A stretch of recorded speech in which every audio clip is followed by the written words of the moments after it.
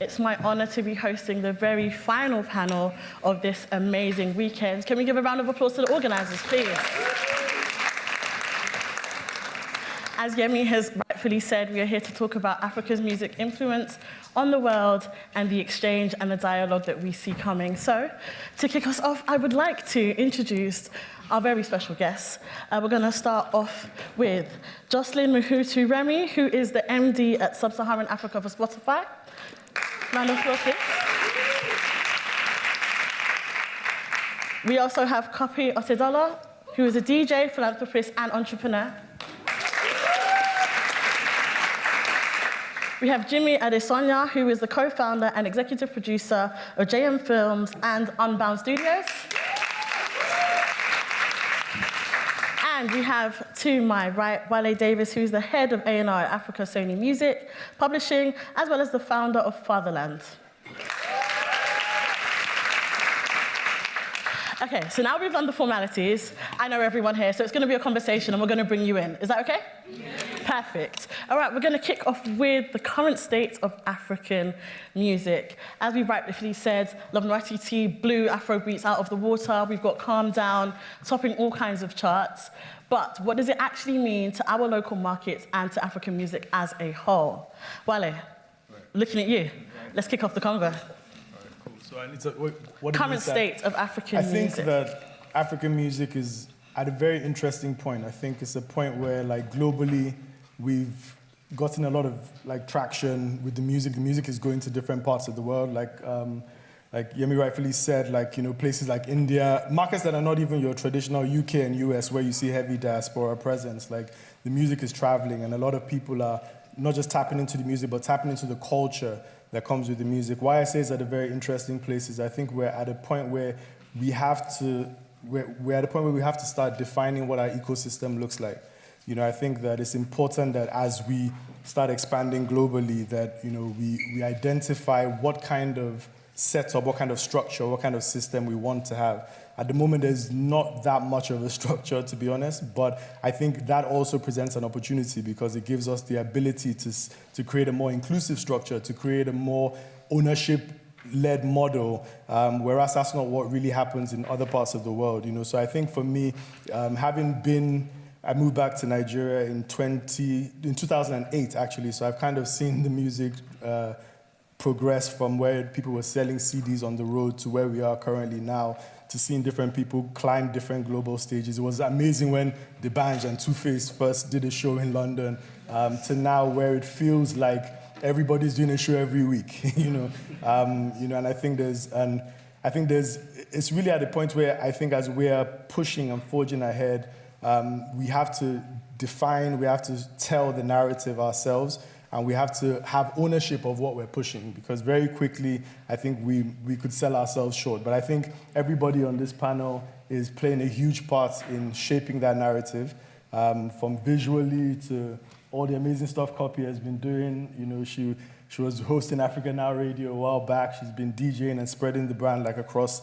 And then amazing Jocelyn as well, with all the support Spotify has been doing, not just on the streaming side, but also supporting events, supporting activations, supporting artist rollouts.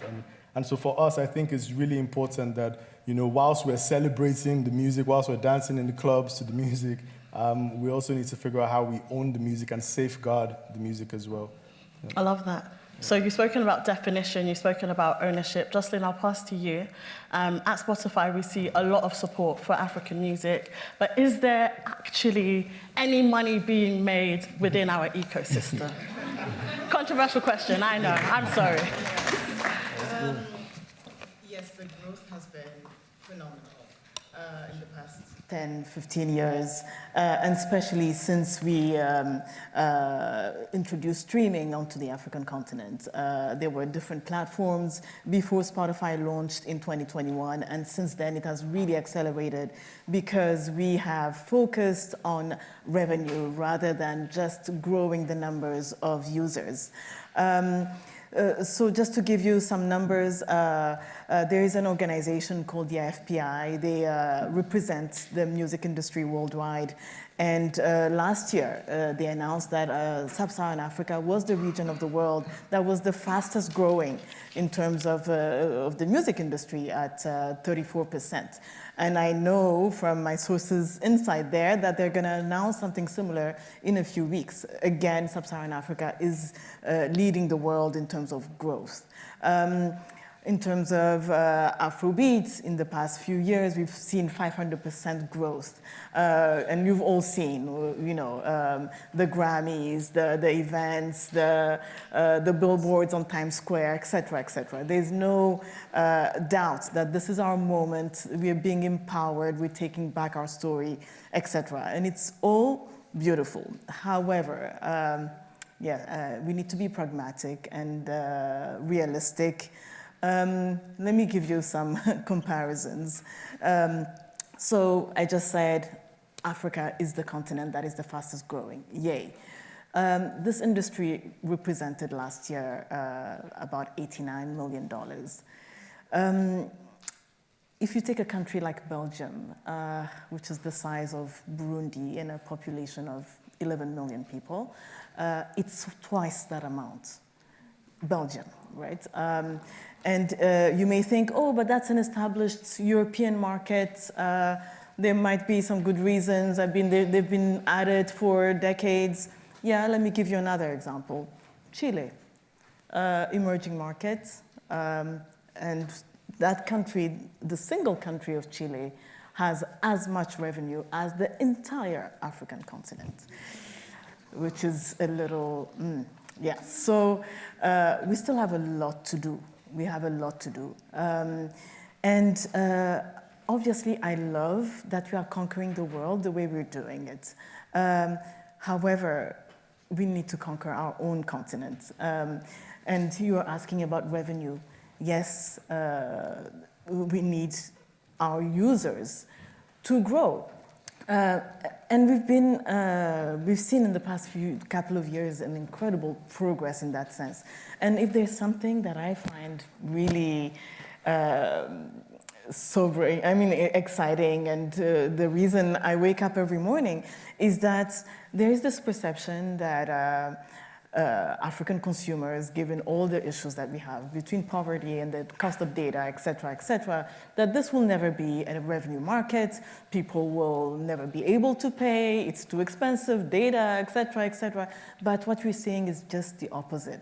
There is willingness to pay for music because there is appreciation of it. It's part of our culture. And when products are offered that meet the need of people, and especially in terms of payments, if we make it easy by introducing alternative payment methods, the way, giving people what they want in terms of how to pay, it just, the consumers are very responsive. And this has been really beautiful to see. And last year we published our numbers. For Nigeria, it was 11 billion naira, which at the time was equivalent to, I'm saying at the time because it was 23 million, which is great, right? Just again, to reiterate the fact that really we are at very early stages. Until last year, Nigeria was never even singled out as a market in the IFPI reports, this annual reports where all the data is given. It's only last year that this happened, right? So on the one hand, yes, it's sobering, and yes, we are still small in that sense. But you know what?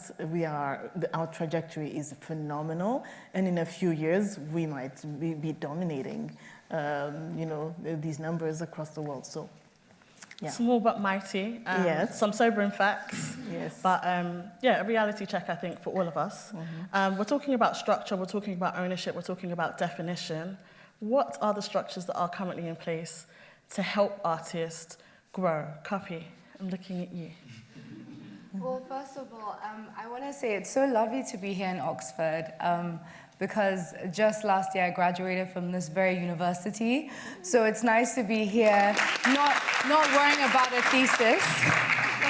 I still have a bit of trauma, but shout out to you students. I mean, it's so interesting what's been said. I think especially what you said, Wale, which is creating our own structure. And one of the things that I believe is important is, you know, not just celebrating the fact that we have this global presence as African creatives. And by the way, this goes beyond music. It's our fashion, it's our skill set, it's our expression. It is so cool to be African, and I'm here for it. But it's also about, you know, getting our foot through the global door, but staying there. And, you know, I always get concerned when Africa becomes, or you know, the concept of Africa becomes a trend, or it becomes some sort of, I guess, flavor, because it's life to us, it's what we know. And in terms of structures, there's been so many exciting things happening, and trust Africans to come up with the most creative ideas. We've seen partnerships come through. And, you know, I think you touched on particularly my country's exchange rate. You know, these sort of, it's very hard to create structure and create a lifelong career as an artist without support from the stakeholders that matter. So one of the things that I'm very passionate about, you know, I'm known for several different things, but actually I would say that music isn't what I'm mostly known for as far as creating it. But somehow I've been able to create revenue streams. I haven't put out music in 5 years. But what happens is you start to build a following and you make sure you service them. And I think that's something that African artists need to look at. You know, we are looking for our next, you know, Rihanna, Fenty products. We're looking for our music makers to become moguls. And that's why I think there'll be a lot of synergy with some of the students here, because creatives tend to, not even, I don't think we run away from structure, but there's a lack of just understanding of structure. And there's so many scenarios. I mean, I know you've been on several sets, Jimmy, where artists are like, oh, it's fine, you know, we can go on and shoot all night. And it's like, no, actually, there's health and safety. And there's things in place. And so it's really important to make sure that we are educating ourselves. I think that's important. And like you said, also within our own country, we're also putting those things in place. One of the things that I really want a lot of artists to understand, especially, you know, there's that sweet spot, which I've never been on, but it's that sweet spot where you are on top of the world. I mean, you mentioned some of our godfathers, Two-Face, D'banj, and, you know, it's making sure that you're capitalizing that in every single way, which is what sort of legacy becomes. And I think that as an industry, we're not doing that.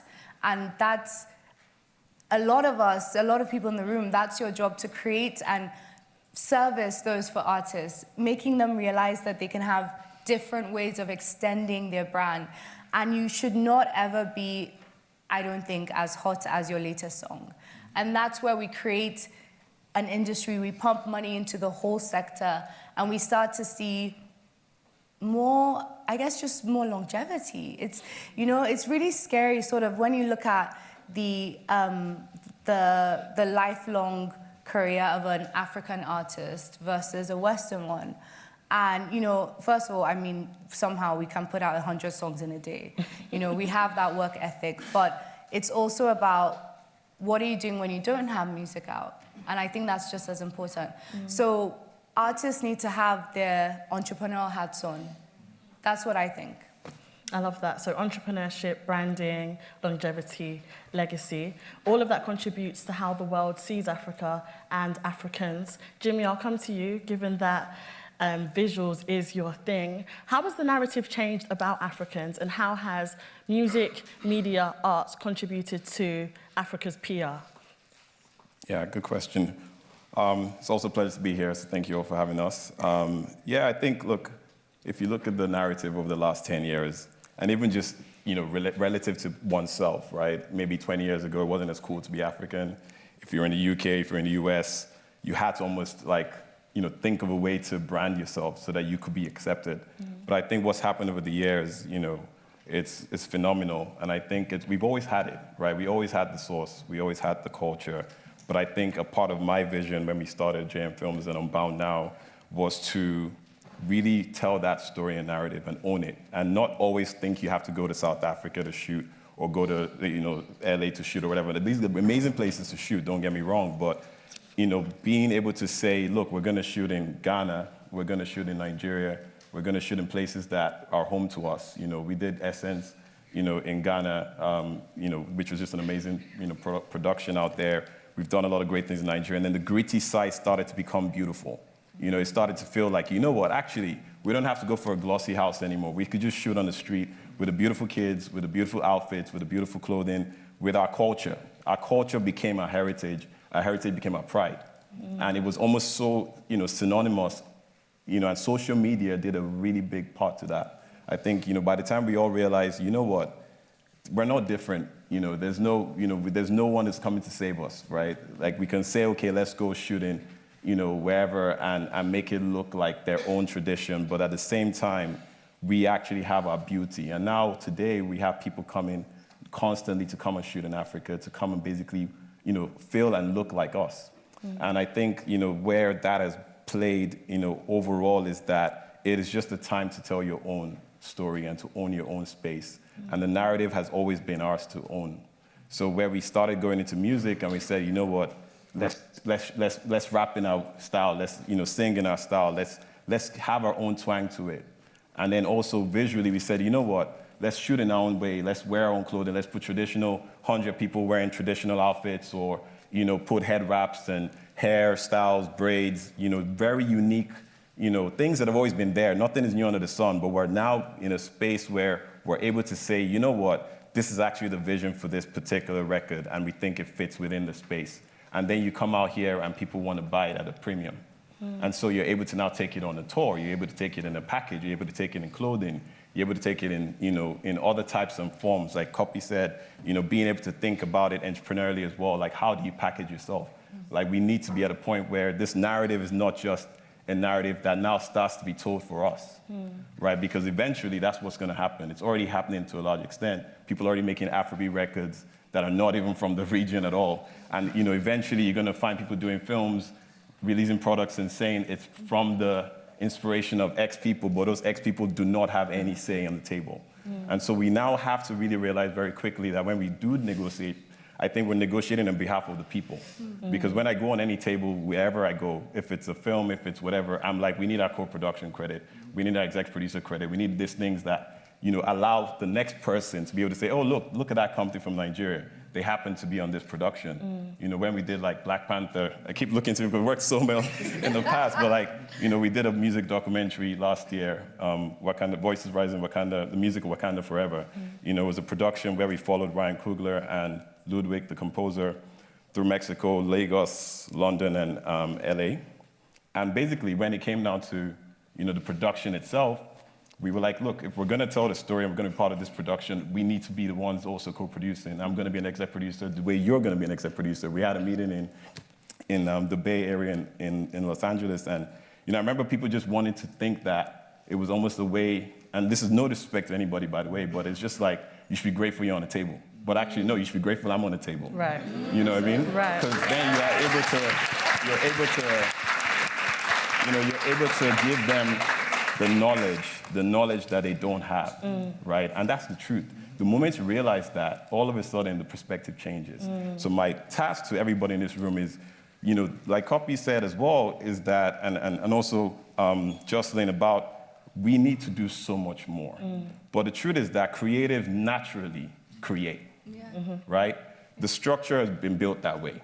But people like us and people in the room all need to figure out how you also put yourself on the table and say, you know what, I could help you build this structure, and you could help them see a long-term plan. There's always a short, medium, and long, right? Most people stop in the short before they get to the medium, right? Why? Because success comes, cash comes, something comes, and then they start to deter from their full focus, right? When you see Middle East now, they think about it in plans like 2050, 2030, 2035. That's like the initiatives are crazy. And you think to yourself, wait a second, these guys are chilling already. They've already done it all. But they keep thinking about it. If I asked you what was Africa's 2030 plan, that's in 6 years' time. I don't really know it. But then there are people here in this room that can actually structure that and be like, you know what, music, film, culture, fashion, narrative. This is what we're going to do. Bring the stakeholders to the table. We're going to bring the funding to the table, and we're going to work with these stakeholders, this committee, this structure management, and it would also have a succession plan where every year it could be rotated. So this is where we need to be as a people now, and we should be done watching it grow and being excited about it, right? I should have somebody important calling me. That's what it should be. It shouldn't be that, oh my God, this is happening. No, we're past that. We're really, and this is credit to everybody that's been part of the movement, but now it's like we really need to be on the table. I love that. Come on, round of applause.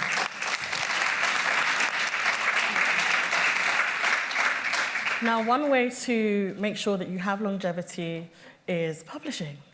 Sync and licensing. You touched on Black Panther. Some of our favorites were on the soundtrack. Wale, can you talk to us about what sync and licensing is, how artists from Africa can benefit from it, and what kind of opportunities we can kind of look forward to in the next year to 5 years? Sure. I think that, again, it goes down to structure, right? And for us, on the basic, sync and licensing is basically if somebody has created music, or people are creating music specifically to be pitched for film, for TV, your music is being licensed to be used for these products. As well, like, now we're getting into the space where songwriters and people in the periphery of the music industry in Nigeria or in Africa are beginning to be more recognized because people are employing songwriters more. We're understanding what our rights are. Back in the days, we would just get into a studio, do a song, everybody would contribute, and everybody would go home. And then the artists would make money, and that's about it. But like now, everybody knows that for every part of the contribution to the song, you need to have, you have to have it written down, you have to have it detailed, right? And that's where the publishers come in, because if you have a publisher, your publisher ensures that any kind of royalty, any kind of money that comes in from that song, if you're you're a registered songwriter with us, for example, at Sony, you're going to get paid, right? You're going to ensure that your rights are being protected. Now, we're coming from an industry where there is no rights body. Like there's COSON and there's our rights bodies in Nigeria and most of Africa are either antiquated or they're fighting each other, right? So in Nigeria, you have a situation where there's two or three different people trying to claim the money for the artist. And I remember once I finally got a check, having been in the music industry in Nigeria since 2008. I got a check and I was excited. COSON check, let me check. And it was for like 400 naira. Wow. And the process that you're going to take to go to the bank and even is probably worth more than the actual check in itself, right? Artists, our music has been, in fact, you're coming from a system where rather than the radio and all these, what happens everywhere else in the world, if your song is played on BBC Radio, as a songwriter, as an artist, you get paid, right? Like you get paid publishing from that, but like we're coming from a system where we are paying to be on the radio. We're coming from a system where, like, as artists, we are the producer, paying for studio time, shooting the video, promoting the music. Now that TikTok is here, we're dancing to create new challenges to promote the music as well. Like, we're coming from a place where the artist has a very DIY perspective, right? And I think just to touch on some things that were said, because I really want to drum on something, in terms of structure, I feel that it's important for those of us sat here, you guys over there, and artists that are like seeing what the global standard looks like, to come home and help create that structure. And why I say that is because if we don't, people will continue to take advantage of us. Jimmy mentioned film, right? Like, so on a film that we're working on right now, shooting in Nigeria, we realized very quickly that nobody pays people for overtime in Nigeria at all. So if you come on a set and you work 24 hours and you're about to fall down, you're still getting paid the same amount that you would have gotten paid if you were working a set time. And a lot of people coming from around the world, especially like for the last decade or so, a lot of productions in Nigeria have been done by South Africans. They know that because they pay overtime in South Africa. But they come to Nigeria and they see that structure does not exist, so they utilize that. If you don't fight for yourself, anybody coming in will basically take advantage and work you to the bone as a plan. So for me, I think it's super important that we start to fight that, push that, we fought that narrative. Jimmy knows as well, like even in Black Panther, there's, I manage an artist, Thames, who is featured on the soundtrack, and we had to stand our ground a number of times. You know, everybody says, oh, the opportunity, you're going to be on this global project. You know, you should be happy, sing and dance. No, like, again, like, we're literally going to fight and make sure, because if we don't fight and we don't push for things to be actually done properly, not even like, we're not trying to ask for any special favors, people will continue to take advantage. And I think for me, going into Sony, like, you know, I moved back in 2008 to focus on being a musician. I left the corporate world. So this job in 2020 was the first time I was dipping back into the corporate world. But the reason why was because when I spoke to the leadership at the company, I said to them very clearly, I'm not here for sound bites. I'm not here, and this might sound quite harsh, but I'm not here to pack my people on a ship and wave by. You know, like, we need to actually invest in the countries, in the communities we're in. We need to figure out a plan to actually build an ecosystem. There's no major record label, and all of them are in Africa. Sony, Universal. All of them. I won't even go, I'll start all of them. There's not one of them that has said, let us, this place is creating a lot of amazing music. How do we build a creative facility? How do we even build a studio space to empower the local community? And for us, if we don't emphasize that, it will continue to be the same way almost every African industry is from a global lens, where it's just extraction. Yeah. You know, they'll keep extracting and, you know, everybody's happy. Oh, we got to the Grammys. Oh, we got to this award. But, like, nothing has been built on ground. You know, so for us, it's important to fight with, and like Copy said, we as the artists, we're at this point where, with Thames, for example, we formed a company called Leading Vibe. We started an initiative. This year, we're going to start to roll out a lot of the plans. And for us, it's how do we build creative hubs? How do we build, like, spaces where, how do we contribute to schools and ensure that actually, if we're contributing music equipment or building a music room in schools across Lagos, that this money actually gets to doing that? You know, how do we figure out, like, all the different communities that influence and support the music business? How do we get there and ensure that they have some kind of structure, and the structure is built right? We can't continue, the Western model of music is very exploitative, if I'm being very honest. Only now are they starting to sort of like auto-correct in a way where you have more like distribution companies. They don't need to own your music for the rest of your life. They don't need to own your stuff for 15 years by your entire career span. You know, so like now there's other options, things are beginning to auto-correct, but there's still a lot more that can be done, you know, to build that. You know, and I think it's super, super important that, you know, you guys in this room especially, if we are saying proof of concept, like I would say Maven is a perfect proof of concept. You know, in 2016, I got approached by a company called Kupanda Capital to help them do some landscaping in Nigeria. They wanted to invest in a label. They wanted to move into music. And so then I researched, I gave them all the labels at the time. They looked at Maven and they said this was the perfect company to invest in. You know, it's a heritage legacy brand. It has music. It has a pipeline of new music coming. But one of the things I found very interesting was beyond the investment, they brought a support team to help them build the structure. They cleaned up their legal, they cleaned up their accounting, they cleaned up their cap table even. Like they had to help them restructure the company, and with an aim that in about 5 to 6 years' time, we can sell this company and people can actually see what has been done, what has been created. Everything is clear and clean from a business perspective. Anybody coming in understands the business. You know, and I think that structure and that support is what we need, full stop. You know, and that's why it's important for me to come here today, because all of you guys are going to be the business leaders across the continent. If you're not already that now, you're going to be in the next few years. So it's important that to start planting that seed that in the creative industry, we do need structure. We need people to help us support and build that structure. And we will, as much as possible, try and engage because we understand the importance of structure. Now there is one, you know, proof of concept that we can hold on to, but I feel like everybody else just needs that support to be able to do more. You know, like JM Films have been pioneering groundbreaking visuals from Africa for the last few years. What does it look like to scale? What does it look like for the right type of partners, the right type of investment? And again, like Jimmy said, not people that are saying, oh, we're giving you money, go and do a little song and dance for us. No, we understand that you are access point to the continent. We understand you are access point to the culture, you know, and we're ready to come and support that and help you build out structures if you don't have. So I'm sure with Jimmy's background they do, but with most other companies, we're able to help you build out structure to support that. And we need to, it's very, very important, we need to define what that looks like. It needs to be inclusive from jump. Like there's no, you go into the music and you see that most of the people that are actually championing our biggest artists are women, but they don't get pushed to the forefront. You know, for real, they don't get pushed to the forefront. You know, and it's super important. I work on a team with Thames where there's 10 people in the team, and there's only 2 guys, myself and my co-manager, Muiwa. Everybody else is a woman. And it's important that she structures it that way, but it's also important that we support it in that way. You know, and everybody within that structure, from the stylist to the brand consultants and everybody, they're also businesses in their own right. So how do you continue to support them and empower them? You know, so for me, I think it's like Jimmy said, it's long-term thinking.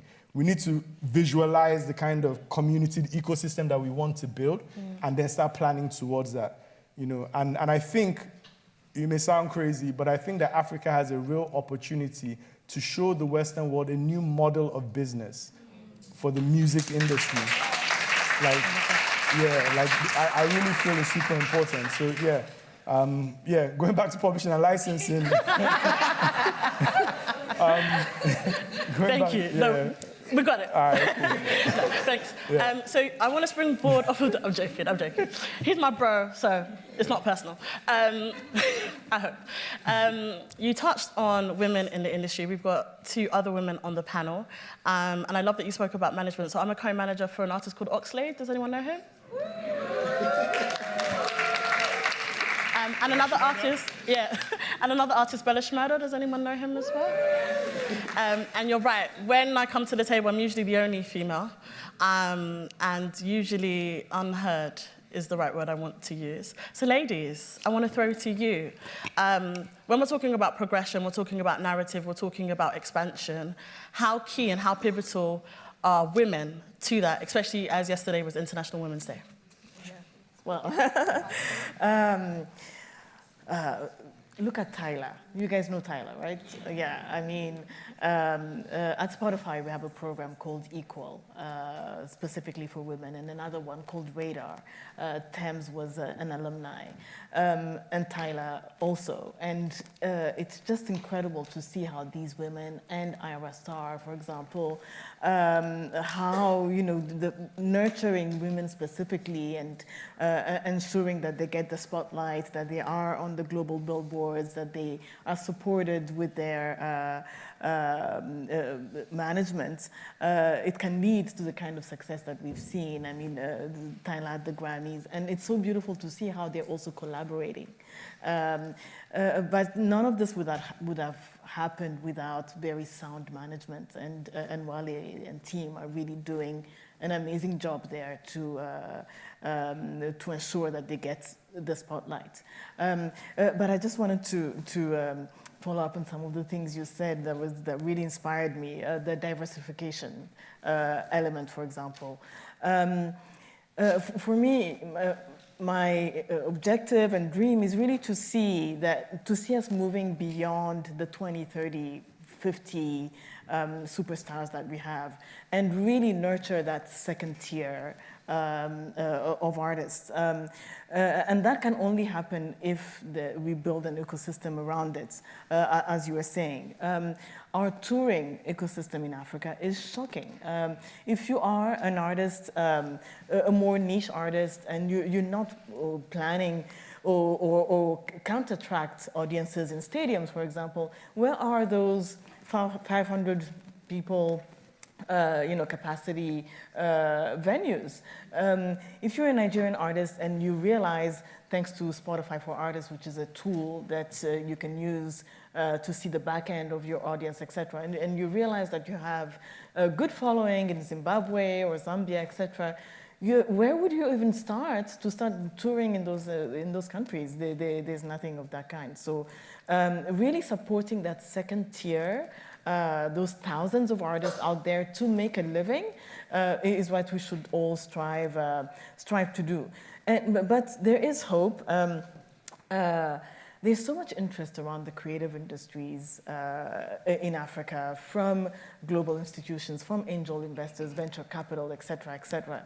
But they all complain about the same thing, which is we don't know who to invest in. Everyone is too small, etc. So that I'm really throwing it to you guys. Build those companies that the IFC can invest in. They have, what is it? Is it $100 million waiting to be invested in the creative industries? They're just not finding the right structures to invest in, or there's only like a few, and we all know them. It's the five that are there, mostly in Nigeria, actually. So what could you do in this space? Yes, build those companies that support touring, for example. I think this is really essential because the gap, can only be filled with like significant investments. Lobby our governments to really strengthen all this royalty ecosystem.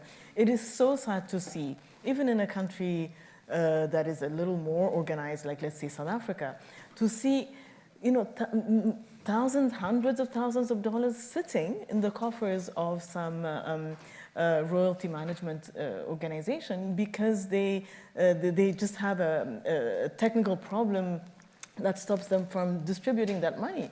And you're like, really, it's so sad. So, so yes, that's what I wanted to say about this, yeah. Thank you. And actually, you've spoken about foreign investment, and we haven't really touched on that just yet. Kofi, we know that you've had brand deals with Pepsi, Tiger, Maybelline, and everyone else. How reliant is our system on external factors, and how can we become independent? That's a great question, but I just wanted to say something particularly about being a woman. Female, please. Being a female in the African music industry. I think that one of the biggest issues, personally for me, is society structure. And, I left music and became an academic last year because, I think as a woman, and this is across the board for any sector, any African woman, it's tough. And, I think it feels, I was like, okay, well, if I'm outside my continent, it'll be easier, or maybe, regardless, it's tough, and it's tough out there for women. And, there becomes this whole narrative of, do women support each other? But I think that when we look historically, I studied African studies here in Oxford. Our structure and our society and our history doesn't necessarily encourage collaboration amongst women, and that's something I'd love all of us to break. And some of you will be thinking about starting businesses, and there is just this superpower in sisterhood, so I really want to push that. Now back to brand deals. Yes. Well, you were talking about streaming, and one of the things is, I think artists particularly depend on, I think now they're becoming more open to viewing their music as a revenue stream. But it's been such an important thing, having private sector supporting artists. And one of the things that I think is interesting is the way it's shifted as well. This, ideally in a world that I would love to see, African artists become their own entrepreneurs. So instead of signing for a makeup company, they make their own makeup. But the idea behind having this dependency, and it is dependency, I will say that. Personally, as an artist, I've probably made more money from partnerships than I have my music itself. And I think that will be for a lot of people. But we want to step away long-term, away from that dependency on these companies because they do exploit. So we have to start to have more dependable income through music, touring, these things that you're talking about. But also, we have to be more entrepreneurial. And it is really hard to say no. And I'm not going to sit here righteous, I've certainly been lucky enough to come from an entrepreneurial family where I haven't had to depend so much. So I've been able to have options, but back to the whole circle of it, a lot of people and artists don't have options but to be essentially enslaved to these companies, and especially women. So there is a very, very, I'm not going to sit here and say people should say no. There's awful deals. I'm sure you guys have seen them. Awful deals. And a lot of them are not authentic. And actually, as someone that's on social media, consumers are becoming smarter, you know. I'm known for pink, not quite anymore, but it's like me being like, my favorite color is blue, buy this, you know. People are seeing through it. So I think that artists also should be more genuine, and like Jimmy was saying, they should say, well, you want to sign me to promote your product? It's also actually a privilege for you to have me promote your product. So it needs to be more of a balance. When you talk about, sorry, go ahead, please. Just one thing about the extractive nature of what's going on in music. You know, we see artists emerging in their countries, and before they've even built an audience locally, here they are signing to so-and-so in LA, and yes, it's probably very flattering for the artist's ego, and we, as the audience, we're also excited and flattered. We're like, oh my God, you know. But I really don't think it's a healthy thing that is happening. In markets that for me are an inspiration, like for example, Brazil, this would never happen. You first build your audience in your city, and then your country, and maybe South America, and then the whole of Latin America, and then only do you export. But that's after you've established very strong foundations locally. So you're not as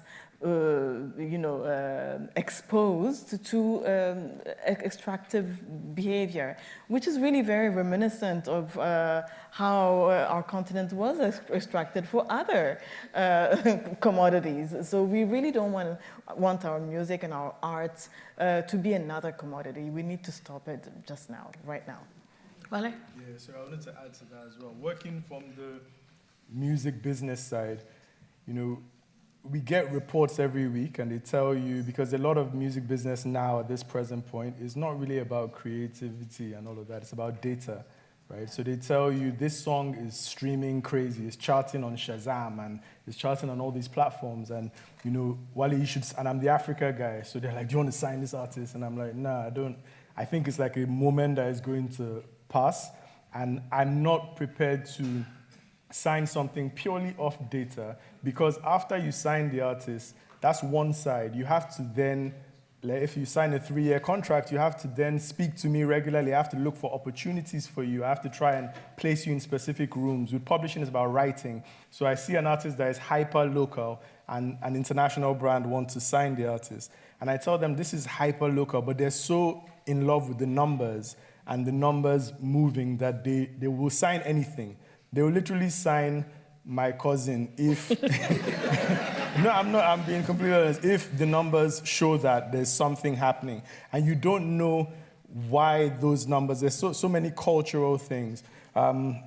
It's a terrible, terrible and a sensitive example to use, but I got a call from another company, and they called me, and because sometimes you get these people who want to ask your opinion on something.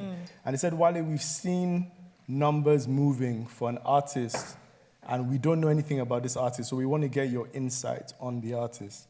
And I was so offended by that call, because the artist had just passed, you know, not too long before, right? And the numbers as a result of the artist passing started to go crazy, you know? And I said, like, you guys are sick, if I'm being honest, because you have not even done a simple Google search to figure out why. You've just seen spikes in your charts, and you're looking, you know, and so for me, you know, it shows that, like, we are a commodity, like, that they are trading, if I'm being completely honest. And it's important that we say, and it's hard, because someone mentioned stomach infrastructure before, right? It's difficult for us to say no if you've never seen a $10,000 check. Right. And someone says, we'll give you, the first contract that Thames ever got was for $10,000. And at that point in time, you know, it was a conversation. And I said, look, this can't even be a conversation. Like, I'll give you this money if that's how bad it is, so that, like, we don't go down this route. Because for that $10,000, like, it's cool, you get $10,000 right now. With our current Naira rates, you might get a crib in Lekki, you know. But, like, it's what you're trading off as a result of that is, and I'm not trying to sound funny, it's pretty much almost your soul. Yeah. because at a point, your music is going to go somewhere, and you're going to think, like, and if I think about the revenue as an artist that she has generated over this period of time, like that is not even a drop in the water, and you'd have sold everything for that, you know. And so it's also important people that, you know, can also stand by the artist and guide the artist. I think those of us that have almost like climbed the mountain and seen what's on the other side, it is our responsibility to go back and help artists safeguard their rights and their IP. It's super, super important. I can't like emphasize it enough. Yeah.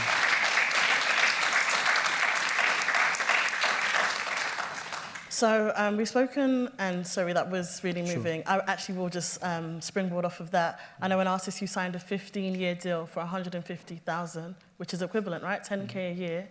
And the money they made Q1 of that signing was twice as much. Yes. So when you say selling your soul, it really is the devil's work, but we won't get into that. We've spoken about foreign investment. I want to speak on foreign validation, and then we'll get into some of the questions. So mini story time. Everyone's heard of the new Grammy Award, right? The Best African Performance. So I'm one of the reasons why it was created.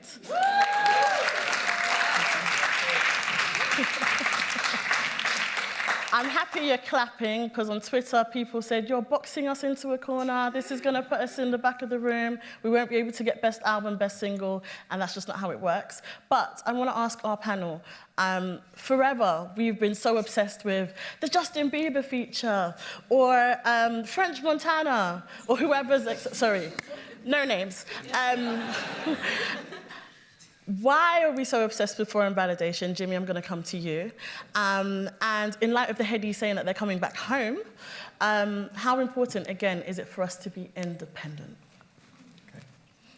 Look, I think foreign validation starts with oneself, right? I think what happened, you know, for the longest time, you know, you're never celebrating your home till you show them some international success, right? So we actually started it, right? Let's be honest, it's been a cycle. So what will happen is you have the #1 record in town, like, but who is the international artist that's looking for this person? And then it happened, it was just a cycle. And what we didn't realize that we were actually then moving a narrative and equilibrium to then think that if you wanted to show and even negotiate a better value for yourself in the town, you had to go international and say, look, I've done so-so collaboration, I've been here, and then you come back and say, therefore your premium is worth 3x. And I think that is a problem we need to fix. Because ultimately, you're never going to have to, that always will continue, right? Like, I think it's almost like a never-ending shift. And so what we need to start doing is really looking at the data, really looking at your infrastructure, creating your foundation, and then, you know, it leads to opportunities where you can collaborate more yourselves, right? Because I think what's amazing is, like, I just saw Dumodu going on tour with Charlie Poppy, right? You know, they've sold out New York and actually added another date. Now, forget the New York in this context. I think it's the idea that it's about collaboration. These are young artists that would have said, oh, let me just go, you know, forget this local guys. Let me go and try and get one up on each other. And being able to find a way to differentiate from that perspective. And then the headlines as well just don't help, right? Because then it's almost like the blogs, you know, the ecosystem of the blogs trying to pitch artists against each other and say, oh, well, Drake wouldn't work with this person, they'll work with that person, or all those type of narratives. I think the moment we start to dilute that is very important. And to your category, well done, by the way, on that. I thought that was a very important thing, because the truth is that not every artist is going to get to this place where they can end up in the best pop or best rock or best, you know, R&B or pop record of the year. I think the category of the best Afrobeats is important just to even start creating our own. So we start thinking, okay, you know what? I don't have to go again to run around. Let me just be #1 here, and maybe I can have a chance to be seen globally. But even remove the idea of wanting to be seen globally just for the sake of it. Because then ultimately, I think you mentioned, you know, the Kupana deal with Maven. I think that's, for you guys as business sort of school, I think that's a perfect case study to go read, right? If you look at 2012, 2006, Don Jazzy starts Mo Hits with The Banj. 2012, it crashes for, you know, many reasons, but they did amazing really well, right? Let's call a spade a spade. And then you go into, immediately he calls up Tega to work with him to start Maven, right? Maven had various sort of life cycles, but 2017, and maybe thanks also your research, Kupanda approaches him, right? This guy, Bobby Pittman, says, look, I really like what you guys are doing here. I want to invest, right? And not just invest, I'm going to send my team to come locally, right? And then invest. I think by 2019, he puts $10 million, Kupana and TPG, Kupana Holdings joint venture, they invest. 2020 hits, COVID. No more touring, no more sort of extra revenue. They invest again. They say, you know what, we believe in you guys so much, we're going to go. Let's go, right? And then in the process, they sign incredible artists. I think the roster is incredible. We work with them so much. And I'm like, look, this is just, it's like the gift that keeps giving. And then, 2023, they have Rema put out Calm Down, which becomes the first, African record to hit 1 billion streams. That's just incredible, the force of nature when you think about your African excellence. And I think we often think about it. And yes, you could then collaborate, like Selena Gomez, literally thanking him for being part of this. Like, that's what it should be, because you realize that, you know what, you don't have to do the most. You have to think about it for yourself first. And if you really think about who you're doing it for, understanding your why. I think oftentimes people just get into rooms and they just want to be part of something. But why do you want to be part of it? I know I started this to tell a narrative, to really own the narrative, and to say for females as well, our first film, which is why you see on Unbound Studios there, we're doing film and TV now, our first film was with Tiwa Savage. That's an investment we made.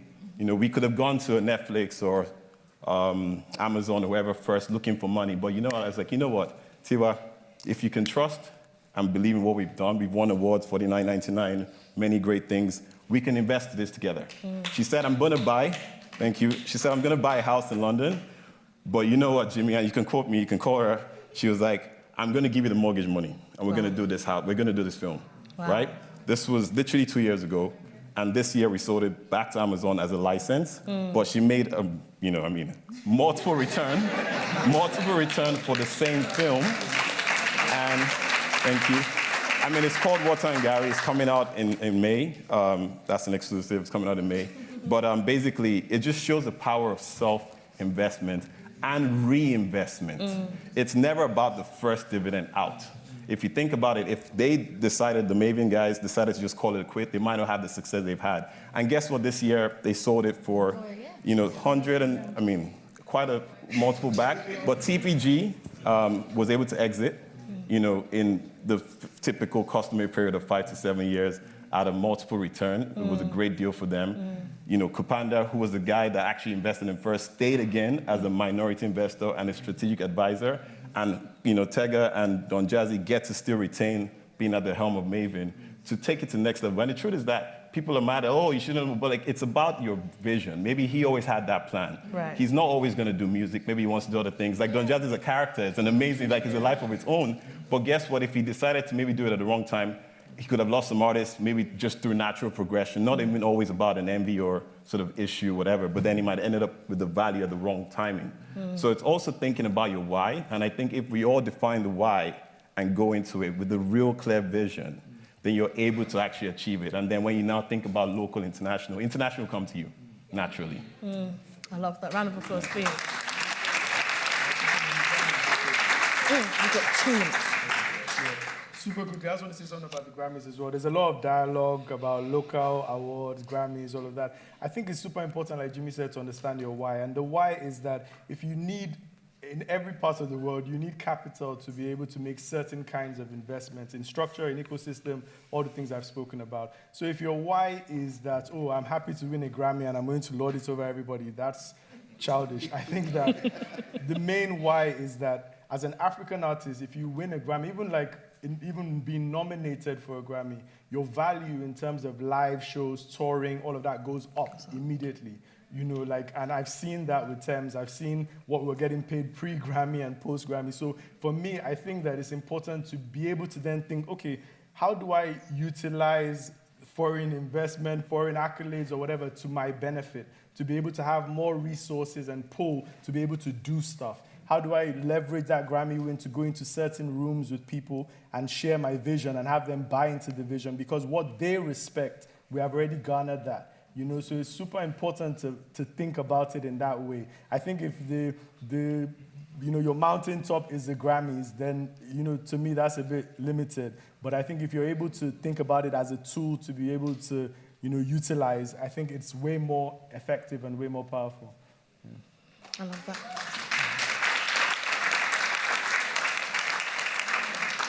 Okay, we have 1 more minute left, and there are quite a few questions, so I'm going to take one from here. But before I do, we have a room full of students. What gaps can these guys fill in our current structure moving forward?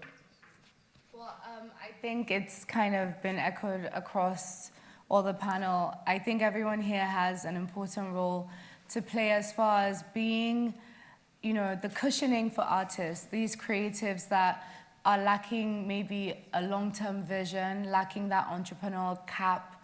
Also, creating financial opportunities. I'm sure you're some of the smartest and you're the future leaders of the continent. I think something really important was said as well, which I need to work on, going back home, and reinvesting in where you're from. And I think that's important. But certainly creating these companies and these opportunities and collaborating with each other to find opportunities, really, and execute them. I think just to add to that, Please. I think the way also advice, please don't be a spectator. I think one thing we realize is that it's a very flat structure, really and truly. Every artist, at least from an African's perspective, is accessible through a mutual friend. You could find somebody. I'm serious. And I started my company pitching to a friend at the time when Wiz was coming to his first ever show in the UK. One of my best friends now, Banky W. But I just pitched to him. I said, look, I remember I was sat and I sent him a long 4-paragraph email. I said, check your email. I sent you a pitch. I want to do this documentary on this incredible artist I think is going to blow up. And you found him, et cetera, et cetera. And the point is that you literally have ideas, and you always think, you know what, Africa is where, literally, in a week's time, you could be sat with the exact person that you wanted to talk to, doing exactly what you plan to do, and making moves. And I think if you guys think about it as, there's all this thing happening on social media and the Grammys and all these things, like, you realize that, look, these people are, if you literally find each of them after this, I'm very sure something else could happen right after on some business sort of advantage. So the idea is really to think about it as, business structures that you can create and pitch. If you can't actually put it in a few bullet points, it's not strong enough. It should be clear to everybody. If you see somebody right now, look, I have this idea, I think this is the opportunity, and there are so many parallels as well. Parallels, look, nothing is new under the sun. You don't have to go thinking of some reinvention of any will. It's right there, but you're applying it to the artist scenario, and you're able to tell them literally that. And you should always keep learning, right? So thinking about the problem is one thing. We could all talk about a problem all day long. There's no reason why it's just literally last month that they announced the first ever Lagos Arena, right? Some of you here can raise $10 million or $20 million and pitch it and go back to Nigeria right now, find the governor, tell him this is what you plan to do. I know it's not as easy as that, but the point is that you can literally find yourself in rooms. I mean, you're at Oxford, right? And that's the idea. Like, think about it as, I want to actually challenge you guys in the next year or two, what you're going to say you learned today that you actually applied. Because even if simply calling some guy in Belgium and saying, hey, that, Spotify rival, or, or whatever, I want to take somebody to, because Spotify is too big to take anywhere now. But my point is that you're able to find somebody and say, look, I want to take this to Africa. I want to bring this home, going back home, literally. And being able to say that and actually finish it. Because one thing, idea is free, free on paper. But when you actually try to execute it, it's a different ballgame. And you will have the turmoil and the infrastructure deficits and the lack of talent in certain areas. But then you start to fill up those rooms very quickly the moment you start to realize they're missing. So the moment you all think about, okay, I want to be back-end, I want to be HR, I want to be admin, I want to be business, I want to be in charge of partnerships, I want to be in charge of growing revenues or growing touring. And you realize, wait, there are not enough shows happening in Africa. There's no reason why some of these artists now are too big to do shows in Africa because there's no infrastructure. So rather than then sit around, you start to implement it. And that's, I think, the way you guys can also make an incredible instantaneous impact in the market. Because it's there, it's so ripe and it's so ready, and you just literally need to start getting into it and actually building the plan in literally short, medium, and long. Yeah, find the gap, and there is so much of it. Like, for example, in the creator economy, what I mean by this is, the creator economy around social media. So many artists could diversify into becoming video creators on social media. Do you know that there is like literally maybe 2 creator management, strong ones, companies across the African continent? In Nigeria, there is one, and I helped create it when I was working at Meta in creator partnerships. There is huge opportunity there. So many people have all this talent that they're putting out there essentially for nothing and not harnessing the benefits of their creativity because they just don't know how to. There are so many avenues. The platforms, whether it's YouTube or the Meta platforms, etc., have in-stream advertising revenue opportunities, monetization, but the knowledge is not there. So this is, for example, one way. And the gap in this field, as I was telling you earlier, is immense, and a lot of people see it and have money sitting around to invest in it. There are entire groups of people within consulting firms that are looking into this, but they just don't know how to go about it. So really, I'd encourage you to go into that field. There's a lot of success to be gained. Yeah. And just to say something, like, with all the success our music has been getting, structure-wise, we are at ground zero. Yeah. So it is a perfect time for you guys to come and help and join and support and partner. When I say ground zero, we speak about Maven. I would say for me, if I look at actual record label structures in Nigeria, with that many million people and this many artists, I can't really pinpoint too many other labels. Right? I can't really pinpoint. And I think the concept of labels now changes. What is a music company? What is a company that you can utilize, grow talent, develop talent, utilize this talent, monetize this talent, and also create some kind of cultural conversation as well? I think that's the way to kind of frame it or look at it. I think that it's super important, like Jimmy said, that, you guys have a superpower in the sense that, like, the rest of the world, where they realize what Oxford means. I mean, my mom even came today. She was like, Oxford, I'm coming.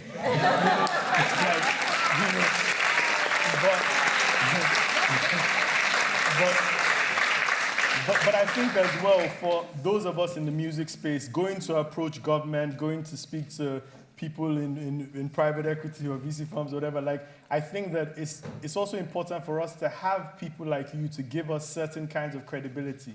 When we walk into that room, when we say these are our business partners, these are the people helping us grow the structure within our business, I think automatically it opens certain conversations.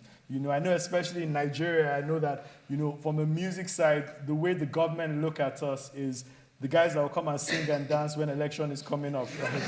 And I think that it's important for us to start to, frame it from a business perspective, partner with serious people, credible organizations as well. And I think that also gives us additional leverage. So for me, I think there's so many opportunities. I feel everybody here has in some way played a part in shaping this narrative, in helping to chip away at different things. And I think we're at such a beginning level that I think we can skip. We don't need to go from level 1 to level 2 to it will take us years to get there. I think we can develop a model and have the right partners and turbocharge that model. So we definitely think that's, for me, it's great. Like, I can post, I spoke at Oxford today, wow, great. But I think for me, it's more about connecting with the next generation of African leaders and the current generation of African leaders. Some of you might smile and be like, really, us? But for real, it's true. I think that you guys are already well positioned. The network you've built is already strong as of right now. So for me, please, we're super open to collaborate. We're super open to partner. We're super open to building with the right people. So please feel free to reach out to all of us, after this. All right, so today, thank you. A round of applause, please. And Wale was not just talking. So little known fact about me, at some point I used to do shows. And I think I met Wale in 2017. And then he basically put his entire platform to back me and my friends who had no experience doing concerts.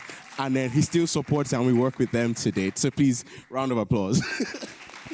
So reach out to them and connect if you have ideas. They would absolutely speak with you and help.